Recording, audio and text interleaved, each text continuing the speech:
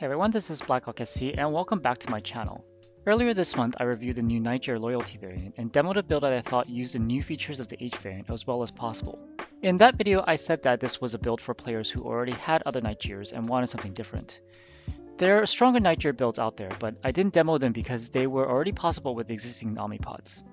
Since some players are getting Night Gyrs for the first time with loyalty rewards, in this relatively brief video I'll talk about a build that may not be as unique, but is one of the strongest ones for this chassis while utilizing the new ECM Omnipod. This ECM Daka build was already shown in my previous video, even though I said it was among the best, but you guys never got to see how it performed. It plays similarly to the existing triple UAC5 and single UAC10 build, but has lower DPS in exchange for being able to occasionally get free damage on enemies due to the ECM. Depending on your ability to position, one or the other might be better. What I mean by that is, if you're already capable of finding good firing positions where you're not getting focused on, the higher DPS of the 10 and 5 build makes it superior. This is more true for the group Q or FP, where you have your teammates moving with you all the time. But if you find yourself having to make risky positioning decisions or find yourself away from cover a lot, the ECM is great for avoiding damage.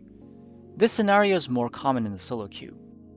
In this video though, I'll only be demoing the ECM version, and you can play around with the no ECM version on your own. Some of you might notice that there's ghost heat with 4 UAC5s, but it's not a factor for 2 reasons.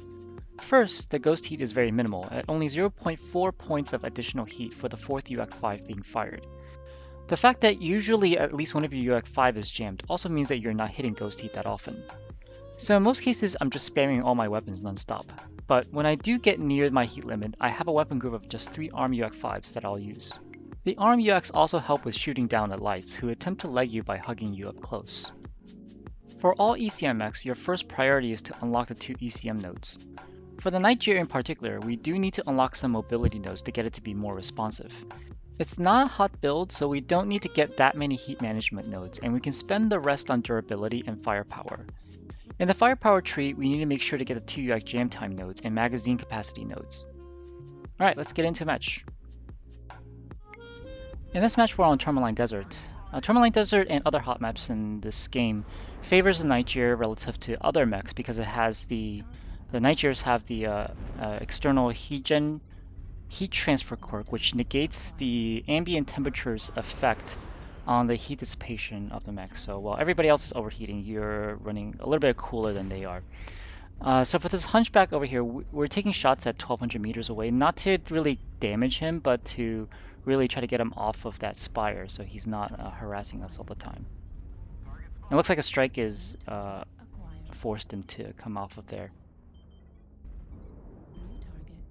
So when you take a look at that shot on the Shadowcat, you'll see the effect of the invisible walls. That's a problem for the Tourmaline Desert and other maps.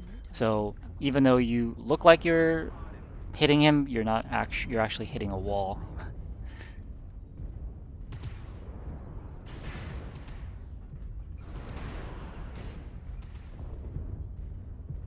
So I kind of knew about that problem. That's why for the first shot that I took at the Shadowcat, I only took 1 salvo. I didn't double tap to avoid wasting ammo in case I hit a wall.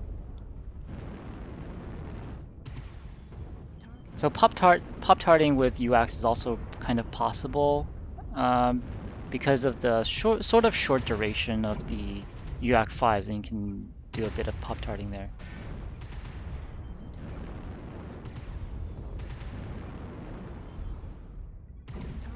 So that Bushwhacker was running an XL engine.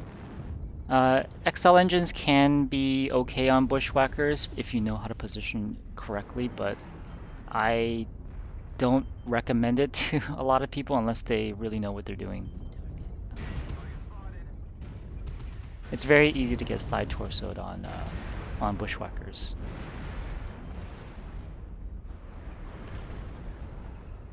So in this situation where we have the ability to left peek that hill because most of our weapons are left stacked. It's kind of an advantageous position for me.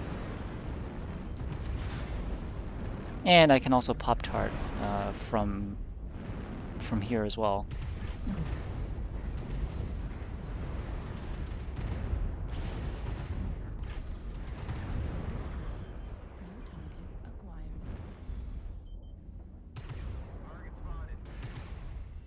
So one of the things that I liked about UAC5s over the UAC 10 and 5 combo is the accuracy of all of these weapons.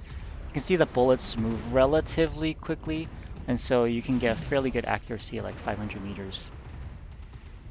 Alright, right now I'm hitting the heat limit, so I'm going to start using the weapon group 2 to avoid overheating.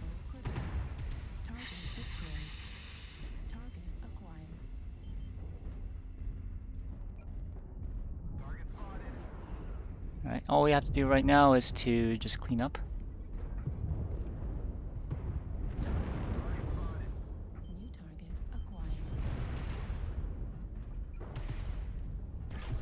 So with this catapult, it's moving relatively quickly. It's fairly agile for a heavy. So what you can do is just to use the arm UX, which will help you aim a lot faster. Well, the match only lasted 4.5 minutes. We actually did a lot of damage, so you can see the DPS on this build is really good. Well guys, I hope you enjoyed this video, and let me know which build you prefer, the laser Gauss build I showed before or the Docket build in this video. And if you want to see more videos like this, make sure to subscribe to this channel, and I'll see you next time.